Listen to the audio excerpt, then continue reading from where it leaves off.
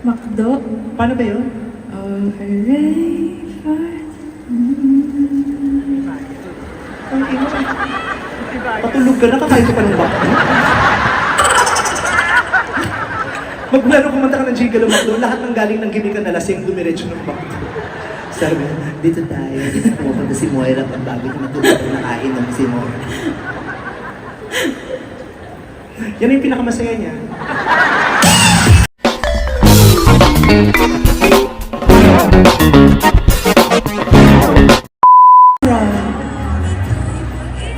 Kumiiyak, sino naway sa'yo?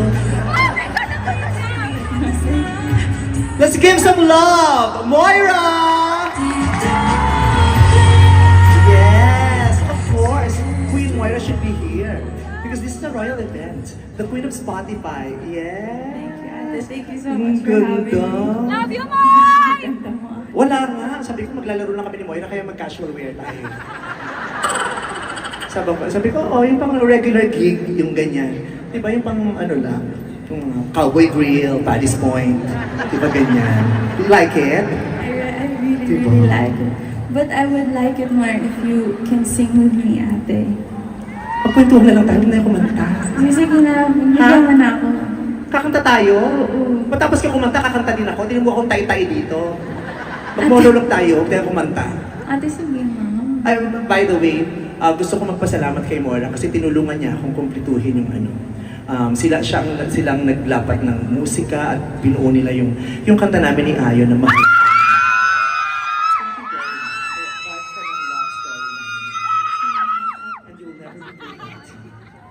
will never forget you. And gusto ko rin magpasalamat ako kasi kung hindi dahil sa'yo at sa ginawa mo para sa akin sa GGV,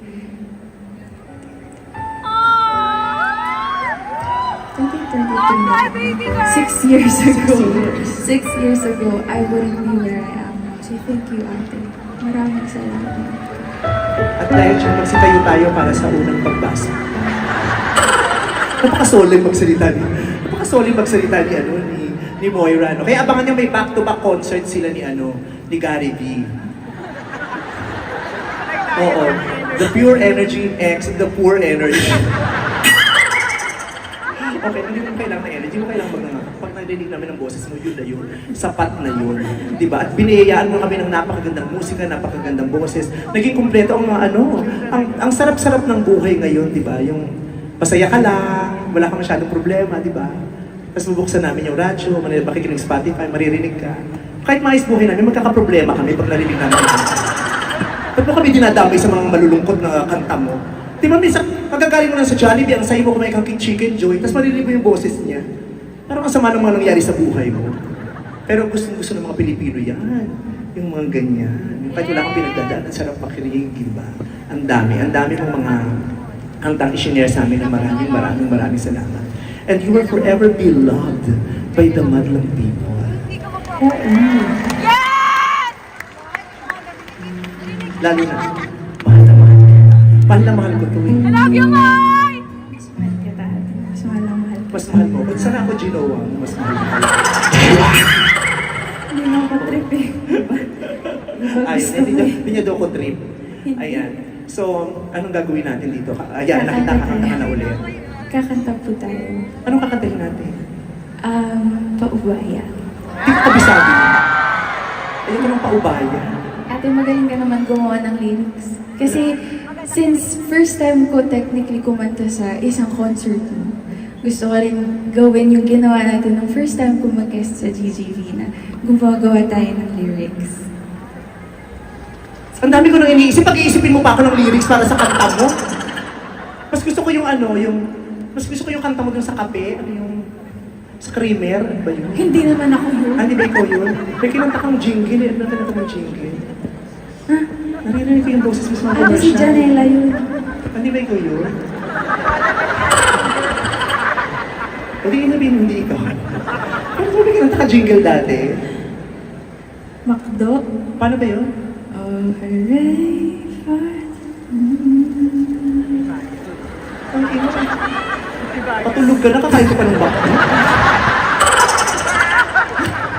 Magmula nung kumanta ka ng Jigalo Makdo, lahat ng galing ng gimikan na lasing dumiretso ng bakit. Sabi, dito tayo, dito pumunta si Moira pag bago niya matulog na nakain ng si Moira. Yan yung pinakamasaya niya. Kaya bad trip isa. Nagpunta kami Japan ito, nagpunta kami Disneyland, sumakay kami ng ride. Sa kundi, Si bakla ganyan. Ate, nagkakaulong.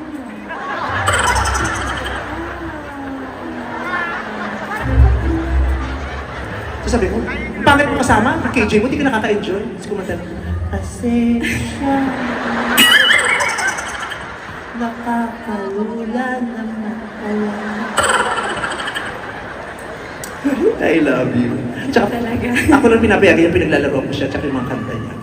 Carry lang. Pero minsan naiinis siya sa akin. O sige, nakanta ka na. Bibis na ako ulit. Hindi pa talaga ito suot ko. Sige na. Isa lang. Sana sinabi mo, para nakapag-outfit ako, nakakahiya. Kakanta tayong dalawa. Anong kakantahin natin? Paubaya. Isingit-ngit. Parang bagay. Ay, bagay sa akin yung ganyan. Wouldn't you think I'm a girl who has everything? I've got pimples and acne and scabies. Look at myself fucking shit. Dali na, kumanta ka na, kung na kayo isama, papalakpak na lang ako sa gilid. Sumama ka na. Anong kanta? Paubaya nga. Huwag sa akin ka nagagalit, ako ba nang away sa'yo? Magkakampi tayo. Okay, sige. Sige. Nag-isip na lang tayo. Bahala na kung anong lyrics ang masabi ko dito. Bahala ka. Are you ready? Magaling ka. Tingnan mo, nakagawa ka ng kanta. Sige.